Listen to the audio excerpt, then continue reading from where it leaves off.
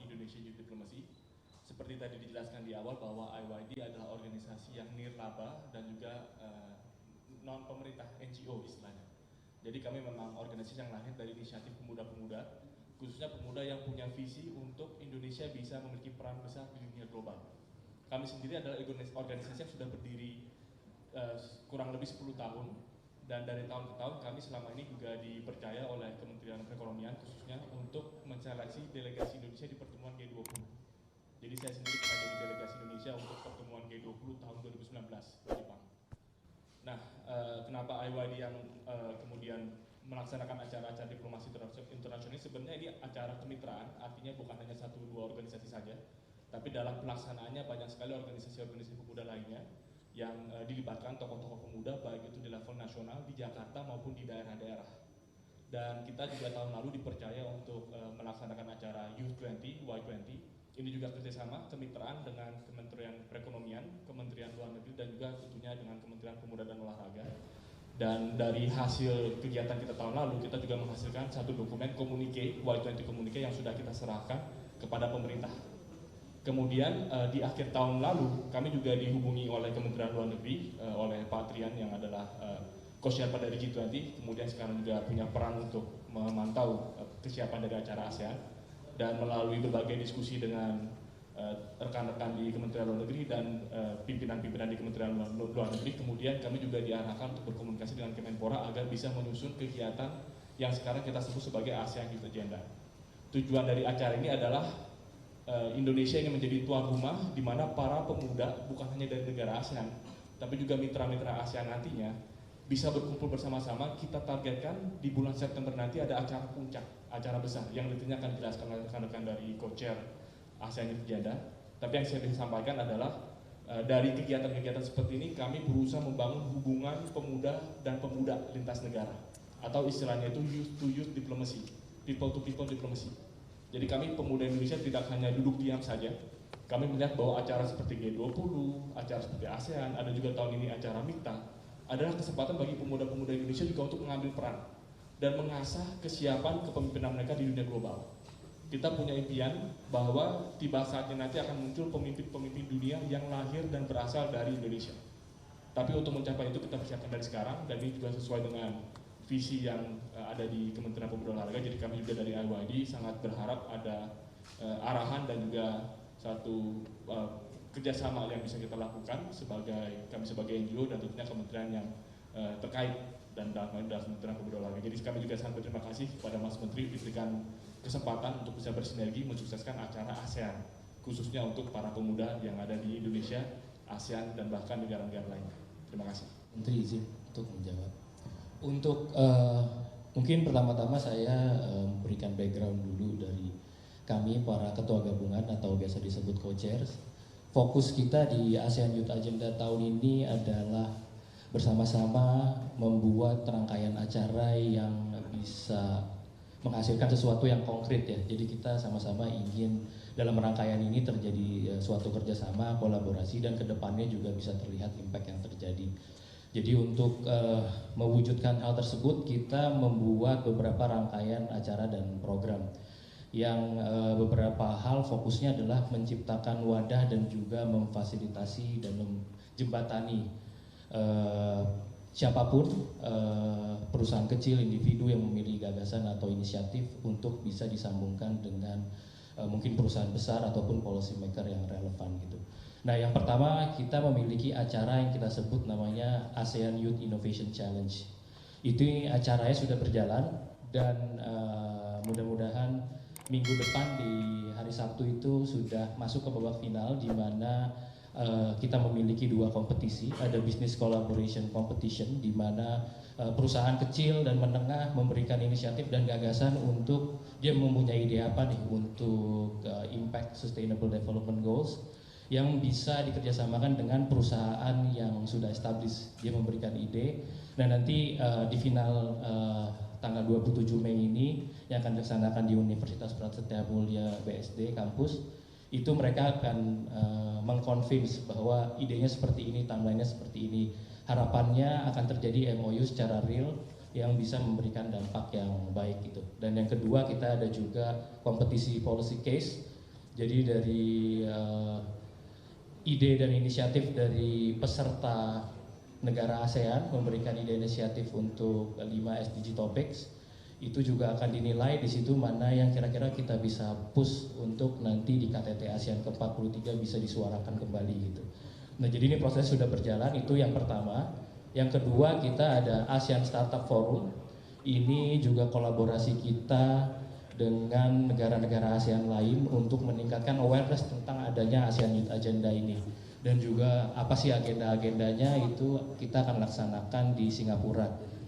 Mudah-mudahan bulan depan itu bisa terlaksana ASEAN Startup Forum. Dan yang terakhir yang tadi Kak Mike juga udah mention, kita akan ada acara main eventnya yang kita sebut Asian Plus Youth Symposium. Nah, ini dari kita merencanakan akan dilaksanakan di bulan September, rencananya back to back dengan KTT ASEAN ke-43, di mana di sana kita sudah persiapkan untuk bisa mengundang 2000 delegates dari 33 negara ASEAN dan ASEAN Plus.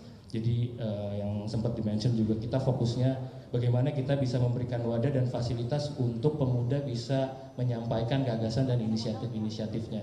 Nah, ASEAN Plus Youth Symposium itu adalah wadah besarnya agar bisa terrealisasi apa impact yang mau dibangun dan juga bisa dilihatlah ide dan gagasan-gagasannya.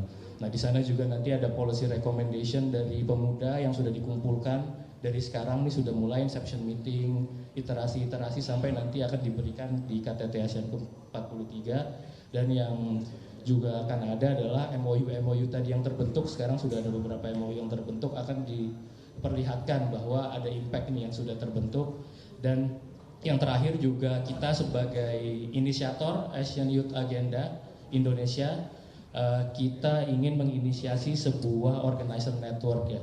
Jadi kedepannya harapan kita Asian Youth Agenda ini bisa berkesinambungan, ada estafet dari negara host yang sekarang ke negara host yang berikutnya bisa lebih mulus dan selalu sejalan gitu.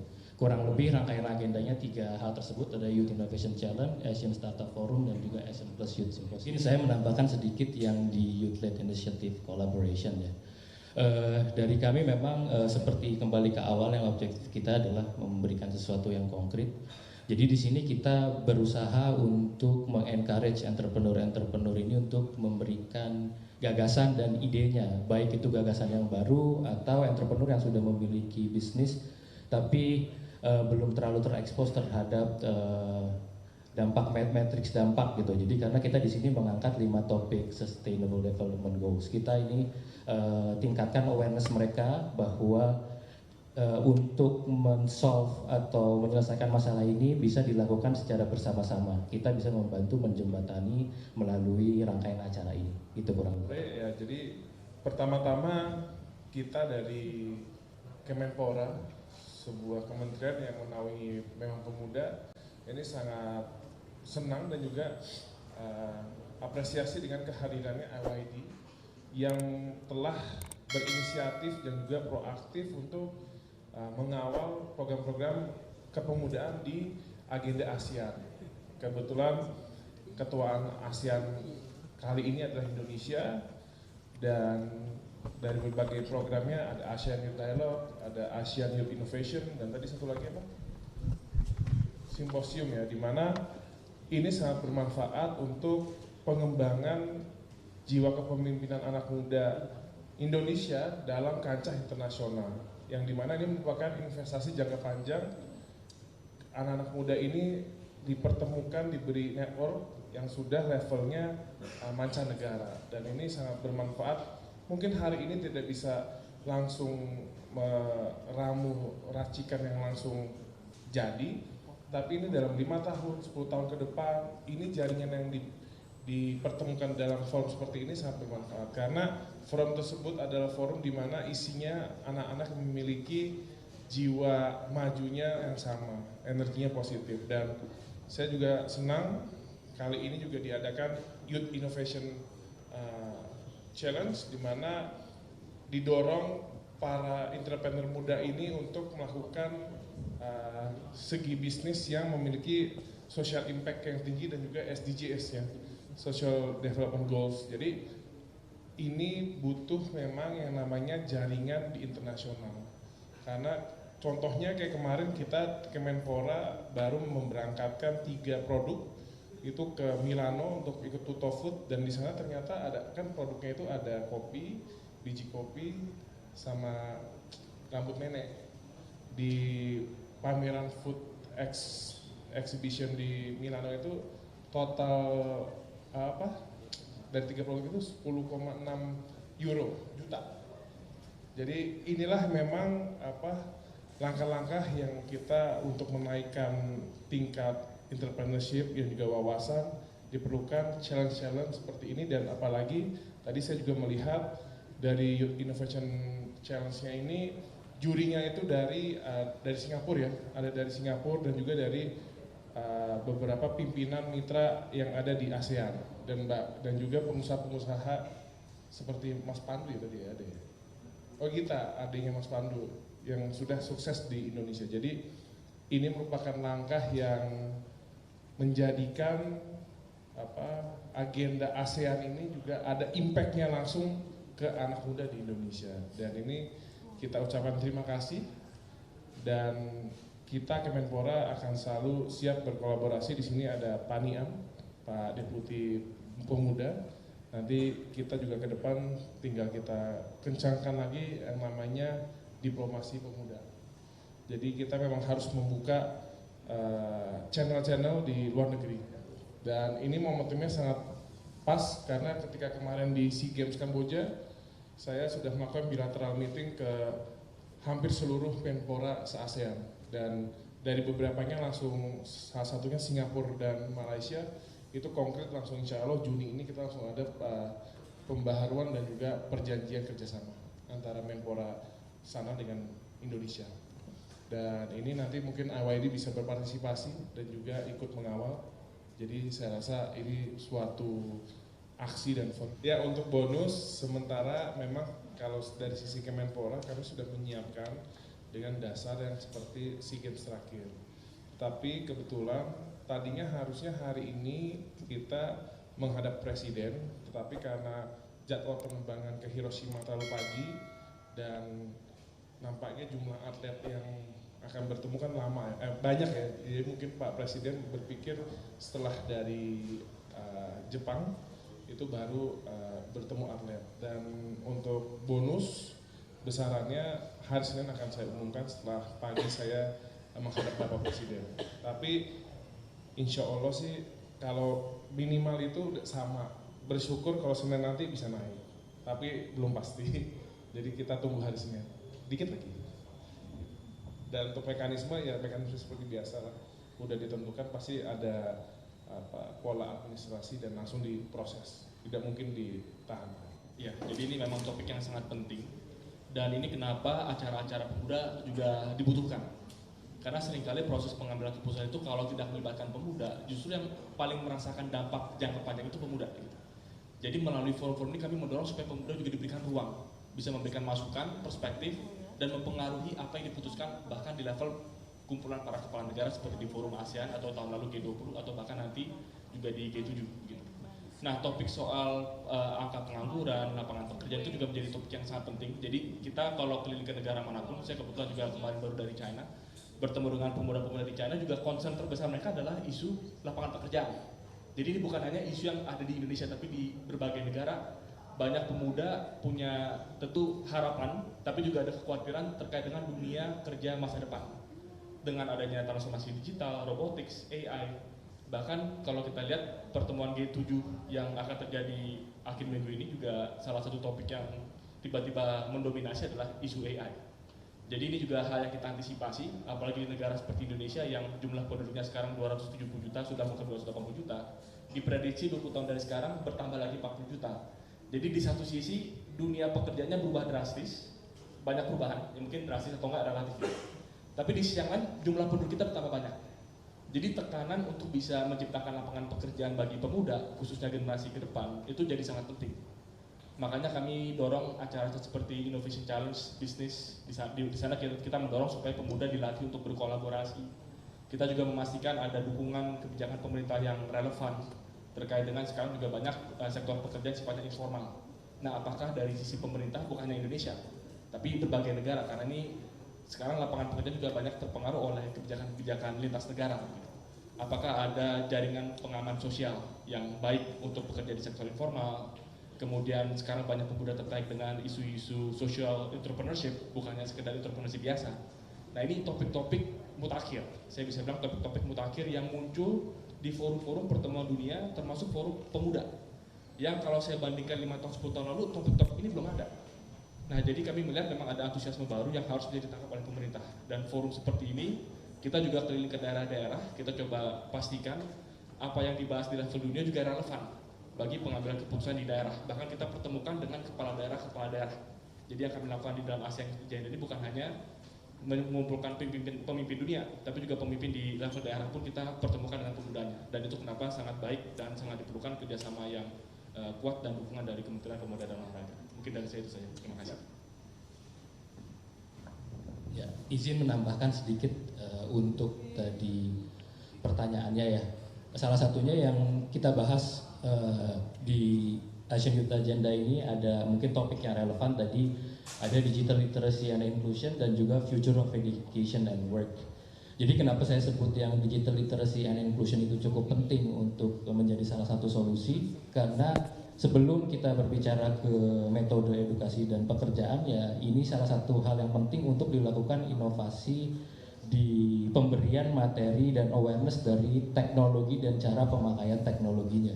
Karena ini terus berkembang, jadi kita coba juga Youth Innovation Challenge ini untuk pemuda memiliki gagasan bagaimana cara terbaik untuk meningkatkan digital literacy, baik itu kontennya ataupun perangkatnya, karena memang kan terus berkembang ini, jadi harus di update terus gitu. Dan baru kita masuk ke future of education and work. Mungkin di sini saya persingkat ke hal apa yang contohnya kita lakukan untuk bisa secara multilateral itu memiliki sesuatu yang konkret. Salah satunya mungkin di sini kita mengencourage untuk inovasi-inovasinya tuh bisa bukan hanya teknologi tapi memiliki standarisasi gitu.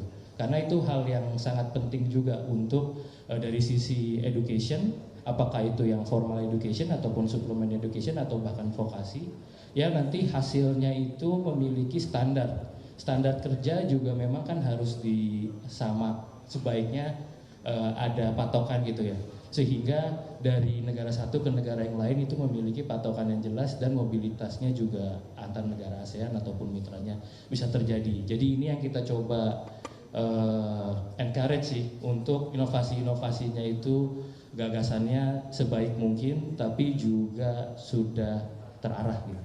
Kurang lebih seperti itu. Baik, mungkin Mas Menteri ada yang ingin ditambahkan atau disampaikan, Mas? Ya, tadi pertanyaan mungkin dengan waktu yang singkat, apa yang bisa dilakukan dalam mendorong anak muda ya dalam hal berwirausaha ataupun berkarir gitu ya. Jadi kalau dari Kemenpora, apa yang bisa kita lakukan adalah pertama kita memiliki program sekarang Wira Muda, Wirausaha Pemuda yang udah jalan di 36 universitas yang dipimpin Pak Niam. Dan juga kita juga mendorong membuka akses dan juga banyak mengundang mitra-mitra swasta maupun yayasan dan juga organisasi civil society yang peduli dengan pengembangan pemuda. Dan juga yang paling penting mungkin kalau kita membahas ASEAN hari ini mungkin lebih relevan dan banyak yang tune in ketika kita membahas anak muda yang dari kota-kota besar. Tetapi Kemenpora juga bertugas untuk pengembangan pemuda yang di seluruh merata Indonesia. Maka dari itu kita sudah melakukan action dengan Pak Mendagri Pak Tito, di mana sekarang dalam rangka tahap penyusunan Permendagri, di mana mewajibkan bahwa seluruh kepala daerah dari gubernur, bupati, dan wali kota ini memastikan adanya program pemberdayaan pemuda yang sifatnya itu seni, budaya, dan olahraga. Itu kenapa? Karena memang saat ini belum adanya kewajiban kepala daerah untuk menjadikan program PORA itu prioritas, itu menyebabkan ya tidak adanya kewajiban hukum lah atau kewajiban politik bagi kepala daerah untuk fokus untuk pelibatan anak muda dalam pemerintahan daerah. Dan insya Allah dengan adanya political action yang kita kolaborasi dengan Pak Tito, ini program pemberdayaan pemuda ini nantinya akan lebih bisa masif dan juga menjadikan prioritas di seluruh kepala daerah se-Indonesia. Dan pertemuan ini baru berjalan 1,5 minggu yang lalu dan sudah ditindaklanjuti, dan kita mengejar semoga dalam Juni ini sudah ada keputusan konkret yang bisa diaplikasikan di seluruh kepala daerah. Gitu Mas. Terima kasih.